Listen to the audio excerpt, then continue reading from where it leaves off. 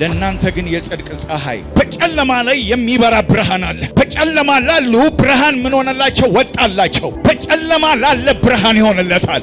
ተነሽና አብሪ፣ ብርሃን ወጥቶልሻል። በምድር ላይ ሁሉ ጨለማ ነው፣ ባንቺ ዘንድ ግን ብርሃን ወጥቶልሻል። ይኸው እግዚአብሔር ምስክሬ ነው፣ በአንድ ሰው ላይ ብርሃን ወጥቷል። የጻድቅ ሰው መንገድ እንደ ንጋት ብርሃን ነው፣ ሙሉ ቀን እስኪሆን ድረስ እየጨመረ ይበራል። አሜን።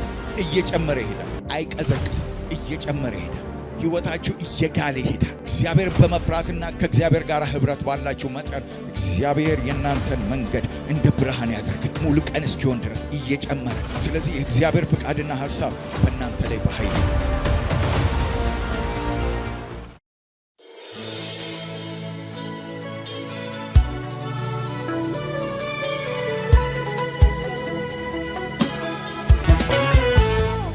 እግዚአብሔር እንደዚህ ይለኛል በዚህ ማለዳ፣ ለእናንተ ግን የጽድቅ ፀሐይ እውነተኛ ብርሃን ትወጣለች። አሜን ወዳጆቼ። እኔ የእግዚአብሔር ቃል ይኸው ከምንም ነገር በላይ እግዚአብሔር እንደዚህ ብሎኛል። ርዕስ ሰጥህ አለኝ። ርዕስ ሰጥህ ተአምራት ይሆናል። ስለዚህ እግዚአብሔር ዛሬ በዚህ ርዕስ ውስጥ የሚያገኛችሁ ሰዎች አላችሁ። አሜን።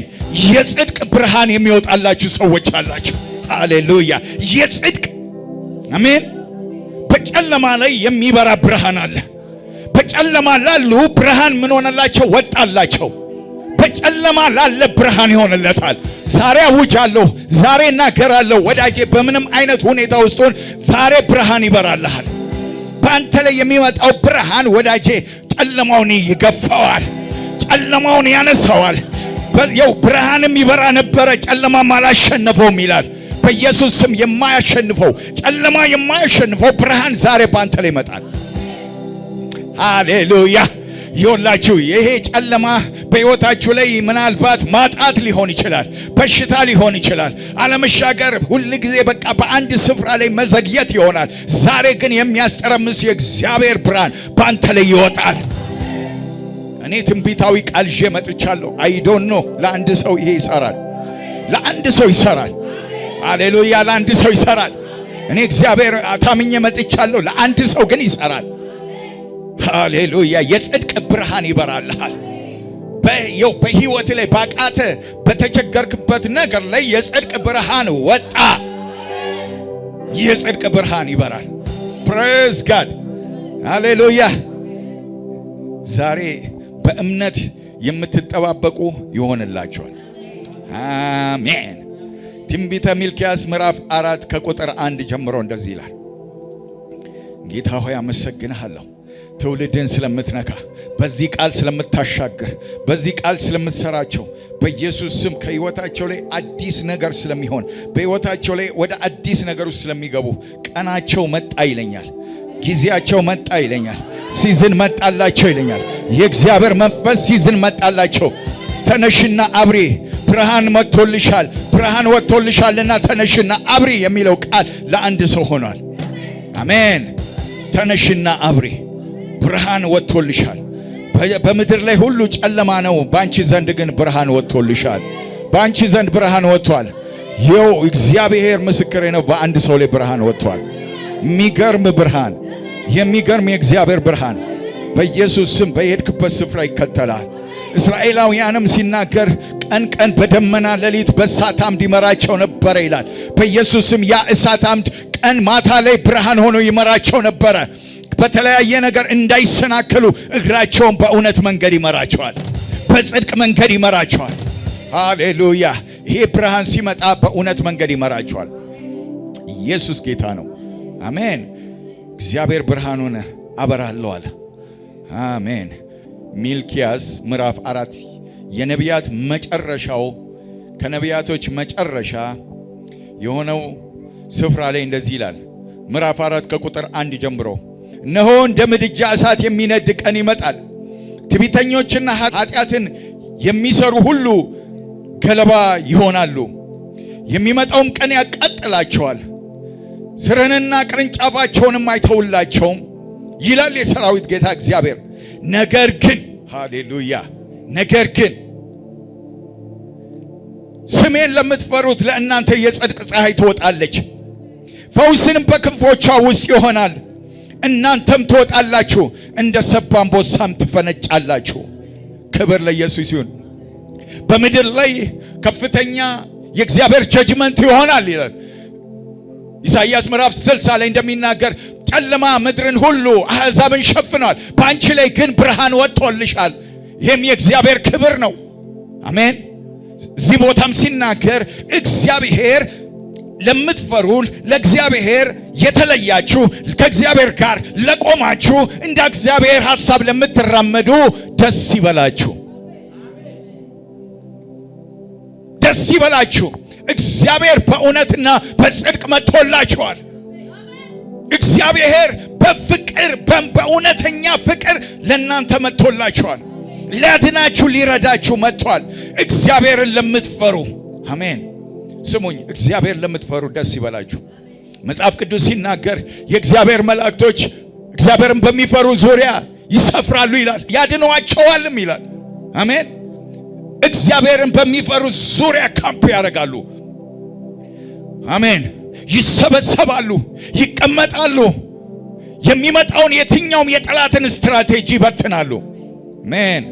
እግዚአብሔርን በሚፈሩ ዙሪያ መላእክቶች ይከማቻሉ፣ ይሰፍራሉ፣ እንዲሁም ደግሞ ያድኗቸዋል። እግዚአብሔርን መፍራት እግዚአብሔርን ማወቅ ነው። እግዚአብሔርን ማወቅ እግዚአብሔርን መፍራት ነው። እግዚአብሔርን ያወቀ ሰው እግዚአብሔርን ይፈራል። እግዚአብሔርን የተረዳ ሰው እግዚአብሔርን እንደሚገባው ይፈራዋል። መፍራት ማለት ወዳጆቼ በእኛ ዓለም በዚህ ምድራዊ ነገር ስንተረጉመው የምንፈራው ፍርሃት ሳይሆን እግዚአብሔርን ማክበር፣ እግዚአብሔርን እንደሚገባው ማክበር። አሜን። እግዚአብሔርን አላከበሩትምና ይላል። እግዚአብሔርን እንደሚገባው ማክበር። ዳዊትም በአንድ ወቅት ከፍልስጤማውያን የእግዚአብሔርን ታቦት ሊያወጣ በሄደ ጊዜ በከብቶች ላይ አደረገ ይላል። የሚገርም ነው። በከብቶች ላይ አደረገ። በሰረገላም አድርጎ ከፍልስጤማውያን መንደር ይዞ ወጣ። በሄደም ጊዜ እግዚአብሔር ተመለከተ፣ አላከበሩኝም አለ። ለምን? እግዚአብሔር ታቦት በማን ላይ ነበር መቀመጥ የነበረበት? በሌዊ ጫንቃ ላይ መቀመጥ ነበረ። ሌዋውያንን መርጦ በሌዋውያን ላይ ተቀምጦ የእግዚአብሔር ታቦት እየተዘመረለት መግባት ነበረበት። ነገር ግን ዳዊት ያንን አላደረገም። በከብቶች ላይ አድርጎ አወጣ፣ የእግዚአብሔርም ቁጣ ወጣ ይላል። በዛ ስፍራም ላይ ኦዛን ቀሰፈው ይላል። ወዳጆቼ እግዚአብሔርን እንደሚገባው እናክብረው። እግዚአብሔር የሚከበር አምላክ ነው። አሜን። ክብር ለሚገባው ክብርን እንሰጣለን። ሃሌሉያ። እግዚአብሔር እንደሚገባው ማለት በሕይወታችሁ ላይ በተረፋችሁ ነገር አይደለም እግዚአብሔርን የምታከብሩት። ብዙ ሰዎች በተረፋቸው ሰዓት፣ በተረፋቸው ገንዘብ፣ በተረፋቸው ነገር ነው እግዚአብሔርን የሚያከብሩት። እግዚአብሔር ግን የፊቱን ቅድሚያውን ስጡኝ ይላል፣ በኩሩን ስጡኝ ይላል። እግዚአብሔር እኔ የምከብረው በበኩሩ ነው ይላል። ዛሬም እንደዚህ ነው የሚለው እግዚአብሔር፣ አክብሩኝ። አሜን። በበኩራችሁ አክብሩኝ። ዛሬ ሊከበር የሚገባው ይከበር። አሜን። ወዳጆች ይሄ ፕሮፌቲክ የሆነ ቃል ነው። እግዚአብሔርን ልናከብረው ልንፈራው የሚገባበት ዘመን ቢኖር ይሄ ሲዝን ነው። እግዚአብሔርን እንፍራ፣ እግዚአብሔርን እናክብር። እግዚአብሔርን የሚፈራና እግዚአብሔርን የሚያከብር ሰው እውነተኛ መሰዊያ አለው። አሜን። እውነተኛ መሰዊያ አለው። በእውነትና በመንፈስ እግዚአብሔርን ያከብራል። አሜን። በትርፍራፊ አይደለም የሚያከብረው እግዚአብሔርን። በተረፈው ሰዓት አይደለም የሚያከብረው። እግዚአብሔርን ሲያከብር በእውነትና በመንፈስ ማለት ወዳጆቼ የራሱን ነገር ሰጥቶ ያለውን ነገር ሰጥቶ መሰዊያ አለው። መሰዊያ አሜን። ብዙዎች በዚህ ዘመን ላይ መሰዊያቸው ፈርሷል። መሰዊያቸውን አፍርሰው ከእግዚአብሔር ጋር ያላቸውን ፌሎሺፕ የሚያደርጉበትን ያን የመሰዊያ ከእግዚአብሔር ጋር የሚገናኙበትን ስፍራ አፍርሰው በተለያየ ስፍራ ላይ ይሮጣሉ።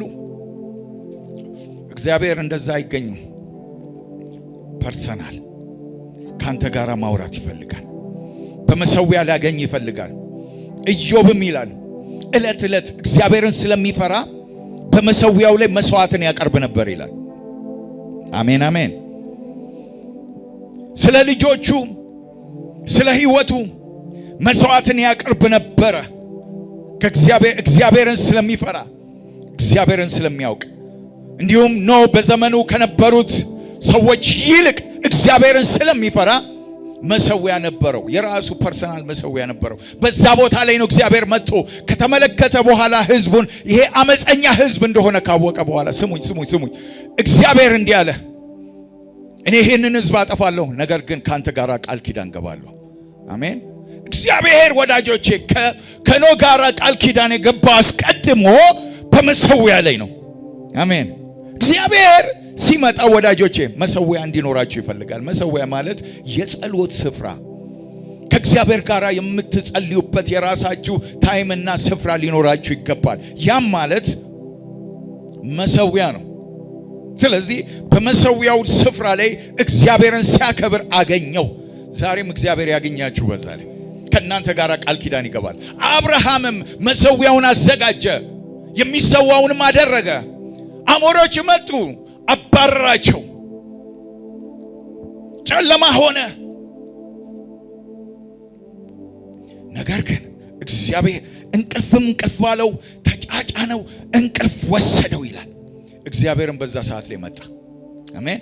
ለምን እንቅልፍ ወሰደው? ለምን ተጫጫነው? እግዚአብሔር ከራሱ ጋር ቃል ኪዳን ሊገባ ስለፈለገ። አሜን። አብርሃም በሌለበት፣ አብርሃም በተኛበት እግዚአብሔር መስራት ፈለገ። በመሰዊያ ስፍራ ላይ፣ በመሰዊያ ላይ እግዚአብሔር ያገኛችሁ። ልባርካችሁ፣ እግዚአብሔር በመሰዊያችሁ ላይ ያገኛችሁ። እግዚአብሔር ደስ የሚሰኘው በዛ ነው። አሜን። ብዙዎች አህያ ፍለጋ ወጥተው ተገኝተው ተቀብተዋል። ነገር ግን መጨረሻቸው አላማረም። በመሰዊያቸው ስፍራ ላይ ግን የተገኙትን እግዚአብሔር አክብሯቸዋል። ያለ ልክ ከፍ አረጋቸው። ኢየሱስም የጸሎት ጊዜ ነበረው። አሜን። በተራራ ይወጣ ነበር፣ ይጸልይ ነበር። በዛው ልክ ወዳጆቼ እግዚአብሔርን የማያከብሩ በመሰዊያ ላይ እግዚአብሔርን የማያከብሩ ትውልዶች ነበሩ። የኤሊ ልጆችም ይላል ከመሰዊያው ላይ ይወስዱ ነበር። እግዚአብሔርን አያከብሩትም። ከእግዚአብሔር ጋር ህብረት የላቸውም። እግዚአብሔርን አያውቁትም። እግዚአብሔርን ፐርሰናል ሪሌሽንሺፕ የላቸው። ካለማውቃቸው የተነሳ እግዚአብሔር ምን አይሉ አያከብሩትም። እግዚአብሔርን አይፈሩም። የሚፈሩት አንዳች ነገር የላቸው። እግዚአብሔርን ልንፈራ ይገባል። መጨረሻቸው እንደምታውቁት ነው። መጨረሻቸው ያሳዝናል። ስለዚህ እግዚአብሔርን በሃይማኖት ሳይሆን በእውቀት እንድትፈሩት እግዚአብሔር ይፈልጋል። አሜን። ወዳጆቼ እግዚአብሔር በሃይማኖት ፍርሃት ሳይሆን በእውቀት ፍርሃት እንድትፈሩት ይፈልጋል። ያወቀ ሰው ወዳጆቼ እግዚአብሔርን እንዴት እንደሚያከብረው እንዴት እንደሚፈራ ያውቃል። በቃል ሳይሆን በተግባር ነው። አሜን። አምላኬን እፈራለሁ፣ አስራቴን መባዬን እሰግዳለሁ እላለሁ፣ የብዙ ነገር ግን እግዚአብሔር የሚከበረው በልብ ነው። እግዚአብሔር የምትፈሩት በልብ ነው። ቃላችሁም ተግባራችሁም መገለጥ መቻል አለበት። እንዲሁም እላለሁ እኔ በአስተሳሰብ እግዚአብሔርን ማክበር ይገባናል፣ መፍራት ይገባናል። በአስተሳሰባችን እግዚአብሔርን መፍራት አሜን ያስፈልጋል። ስለዚህ ወዳጆቼ እግዚአብሔር የሚፈልገው በመሰዊያችን ላይ እንድናከብረው ነው፣ እንድንፈልገው ነው። እግዚአብሔርን ለመፍራት መንፈስ ቅዱስ ወደ እውነተኛ የጸሎት ህይወት ይመራናል። ስንፈራ ወደ እውነተኛ የጸሎት ላይፍ ስታይል ያስገባናል። የሚፈሩ ሰዎች ህይወታቸው ወደ ትክክለኛ የጸሎት ላይፍ ስታይል ውስጥ ነው የሚመራቸው። አሜን። ላይፍ ስታይላቸው የጸሎት ኮንሲስታንት የሆነ የጸሎት ህይወት አላቸው። ለምን? እግዚአብሔርን ስለሚፈሩት፣ እግዚአብሔርን ስለሚያውቁት። እግዚአብሔርን ስትፈሩ ወዳጆቼ በእውነት እርሱም መፈለግ ትጀምራላችሁ። እግዚአብሔርን ታውቃላችሁ፣ ትፈራላችሁ እንጂ በነገር ሁሉ ስትዋከቡ አትገኙም። እግዚአብሔር ግን እንደዚህ ይላችኋል ማለት ከኔ ጋራ አሜን፣ ከኔ ጋራ ህብረት የሚያደርግ ይድናል። የሚፈራኝ ቢኖር፣ የሚያከብረኝ ቢኖር፣ የሚያመሰግነኝ ቢኖር እርሱ ይድናል ይላል። አሜን። እግዚአብሔርን የሚፈራ ሰው የማያቋርጥ የጸሎት ህይወት አለው። ኮንሲስታንት የሆነ በኮንዲሽን ያልሆነ በቃ ወይ የሆነ ችግር ሲገጥመው ሳይሆን የሚጸልየው ጻድቅ እግዚአብሔርን የሚፈራ ሰው ወዳጆቼ በህይወቱ ላይ በሁኔታ ማለ ሁኔታ ይንበረከካል። እግዚአብሔርን ይፈልጋል። ቆርኔሌዎስ የሚባለው ሐዋርያ ሥራ ምዕራፍ 10 ላይ እንደዚህ ይላል መጽሐፍ ቅዱስ ሲናገር ቁጥር 2 እርሱም ከቤቱ ሰዎች ሁሉ ጋር እግዚአብሔርን ያመልክና የሚፈራ አሜን ለሕዝብም እጅግ ምጽዋትን የሚያደርግ ወደ እግዚአብሔርም ሁሉ ጊዜ የሚጸልይ ሰው ነበረ። ሃሌሉያ። ሁሉ ጊዜ ኮንሲስታንት የሆነ በሚጸልይበት ሰዓት ላይም የእግዚአብሔር መልአክ ተገለጠለት ይላል። አሜን። የእግዚአብሔር መልአክም ተገልጦለት የመዳንን መንገድ መከረው። ሃሌሉያ። ወዳጆች መዳን የሚሆንላችሁ በማያቋርጥ የጸሎት ህይወት ላይፍ ስታይል ውስጥ ስትገቡ ነው። እግዚአብሔር ምሪትን ይሰጣችኋል። እግዚአብሔር ራይት ምሪትን ያዘጋጅላችኋል። እግዚአብሔርን የሚመራ ሰው ኮንሲስታንት የሆነ የጸሎት ህይወት አለው። እግዚአብሔርን የሚፈራ ህይወት ያለው ሰው ኦኬዥናል ፕሬየርስ ላይፍ ስታይል ሳይሆን በጸሎት የተገነባ ህይወት ነው ያለው። አሜን። በቃ በጊዜ በተገኘው አጋጣሚ ቸርች ስንሄድ ቸርች የሆነ ፕሮግራም ሲያገኘን የሚጸልይ ጸሎት ሳይሆን ከእግዚአብሔር ጋር ህብረት እናደርግ። በዛ ውስጥ እግዚአብሔር በረከትን ይለቃል። እግዚአብሔር ይባርካቸዋል። ሳታቋርጡ ጸልዩ የሚለው ቃል ይሰራል። ስለዚህ ወዳጆቼ ሳታቋርጡ ጸልዩ። በእውነት እግዚአብሔርን ለሚፈሩ ሰዎች ጸሎታቸውን እግዚአብሔር ይመልስላቸዋል። አሜን። እግዚአብሔርን ከልባችሁ የምትፈሩ የምትፈልጉ እግዚአብሔርን የምታውቁ ፐርሰናል ሪሌሽንሺፕ ያላችሁ ሲሆን ወዳጆቼ እግዚአብሔር ማዳንን ያደርግላችኋል። ልመናችሁን ይሰማል። መዝሙር ምዕራፍ 145 ላይ እንደዚህ ይላል ከቁጥር 19 ጀምሮ ለሚፈሩት ምኞታቸውን ያደርጋል፣ ልመናቸውንም ይሰማል ያድናቸዋልም። አሜን። ለሚፈሩት ምኞታቸውን ያደርጋል። የጸሎታቸውን መልስ ይመልሳል። የጥያቄያቸውን መልስ ይመልሳል። በተጨነቁበት ነገር ላይ እግዚአብሔር መልስን ፈጥኖ ይሰጣቸዋል። ምክንያቱም በልባቸው ላይ እግዚአብሔርን ይፈራሉና። እግዚአብሔርን መፍራት ፕላስ ጸሎት መለኮታዊ መልስ። አሜን። ስለዚህ ወዳጆቼ የእግዚአብሔርን ልብ የሚያንቀሳቅሱ እግዚአብሔርን በመፍራት የሚጸልዩ ሰዎች ናቸው። አሜን። እግዚአብሔርን በመፍራት የሚጸልዩ ሰዎች የጽድቅ ፀሐይ ትወጣላቸዋለች። አሜን። እስቲ የጽድቅ ፀሐይ ትወጣልኛለች በሉ። ዛሬ የጽድቅ ፀሐይ ወጣልኛለች በሉ። በእምነት የጽድቅ ፀሐይ የጽድቅ ብርሃን ወጥቶልኛል። ይሄም ማለት ወዳጆቼ የእግዚአብሔር ፕሬዘንስ በእናንተ ላይ በኃይል ሲገለጥ ማለት ነው። የእግዚአብሔር ህልውና በእናንተ ላይ በሙላት ሲገለጥ ማለት ነው። ጽድቅ ፀሐይ ማለት የእግዚአብሔር ፕሬዘንስ በእናንተ ላይ በኃይል ሲወጣ ነው። አሜን። ጨለማ በሆነ ጊዜ ምንም ነገር አይታይም። ነገር ግን ብርሃን ሲሆን ፀሐይ ሲወጣ የምትፈልጉትን ነገር ሁሉ ታደርጋላችሁ። መሄድ ወደምትፈልጉበት ስፍራ ሁሉ ትሄዳላችሁ። ለምን? ብርሃን ነው። ብርሃን ሳለ የላከኝን የአብን ፈቃድ ፈጽም ዘንድ ይገባኛል። አሜን። ብርሃን ሳለ እግዚአብሔር ብርሃን ሆኖልህ ሳለ እንደ እግዚአብሔር ፈቃድ ትመላለሳለህ። አሜን። ስለዚህ ወዳጆቼ እግዚአብሔርን ለሚፈራ ሰው የጽድቅ ብርሃን በሕይወቱ ላይ ይወጣለታል። አሜን። ሙሉ ቀን እስኪሆን ድረስ እየበራ ይሄዳል። አይደክምም፣ አይዝልም። በኢየሱስም መጽሐፍ ቅዱስ ምሳሌ እንደሚናገር የጻድቅ ሰው መንገድ እንደ ንጋት ብርሃን ነው። ሙሉ ቀን እስኪሆን ድረስ እየጨመረ ይበራል። አሜን። እየጨመረ ይሄዳል። አይቀዘቅስም። እየጨመረ ይሄዳል። ሕይወታችሁ እየጋለ ይሄዳል። እግዚአብሔርን በመፍራትና ከእግዚአብሔር ጋር ህብረት ባላችሁ መጠን እግዚአብሔር የእናንተን መንገድ እንደ ብርሃን ያደርጋል ሙሉ ቀን እስኪሆን ድረስ እየጨመረ። ስለዚህ የእግዚአብሔር ፍቃድና ሐሳብ በእናንተ ላይ በኃይል ይኖር። በመጨረሻም እግዚአብሔርን ለሚፈሩ ፈውስ በሰውነታቸውና በዴስቲኒያቸው ላይ ይሆናል። አሜን። ፈውስ ይሆንላቸዋል። እስቲ ፈውስ ይሆንልኛል በሉ። ዛሬ ማለዳ ፈውስ ይሆንልኛል። የጽድቅ ፀሐይ ወጥቶልኛል። ፈውስ ይሆንልኛል። እንደተናገራችሁት ነው የሚሆንላችሁ። በኢየሱስም እንደተናገራችሁት ይሆንላችሁ። አሜን። የጽድቅ ፀሐይ ለወጣላቸው ፈውስ ይሆናል። በሰውነታችሁ ላይ ፈውስን ታያላችሁ። በፋይናንሳችሁ ላይ ፈውስን ታያላችሁ። በኢሞሽናችሁ ላይ ፈውስን ታያላችሁ። በየትኛውም ጉድለታችሁ ላይ ፈውስን ታያላችሁ። የእግዚአብሔር ብርሃን ሲበራ ፈውስ ይሆናል። የእግዚአብሔር መገኘት ሲመጣ ፈውስ ይሆናል።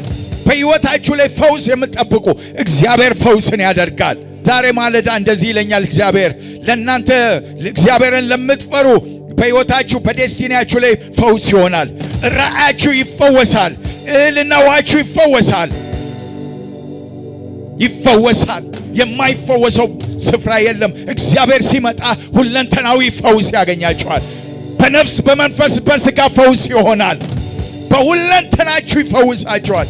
እግዚአብሔር ግማሽ ፈውስን አያደርግም፣ ሙሉ ፈውስ ለሚያምን ሰው ዛሬ ሙሉ ፈውስ ለሚያምን ሰው ሙሉ ፈውስ ይሆንለት። አሜን። ሙሉ ፈውስ። ኤልሳም ወደ ኢያሪኮ ባለፈ ጊዜ የኢያሪኮ ውሃ ከተማዋን ኑሯ መልካም ነው፣ ነገር ግን ውሃው ያጨነግፋል ብለው ነገሩት። ማሰሮና ጨው ስጡኝ አለ። ማሰሮና ጨው አድርጎ ወደ ውሃው በደፋው ጊዜ ውሃውም ተፈወሰ ይላል። አሜን። ፈውስ ሆነ። እግዚአብሔር ይፈውሳል። አሜን። የትኛውም አይነት ጠላት የመረዘው መርዝ በኢየሱስ ስም ዛሬ ፈውስ ያገኛል። አሜን።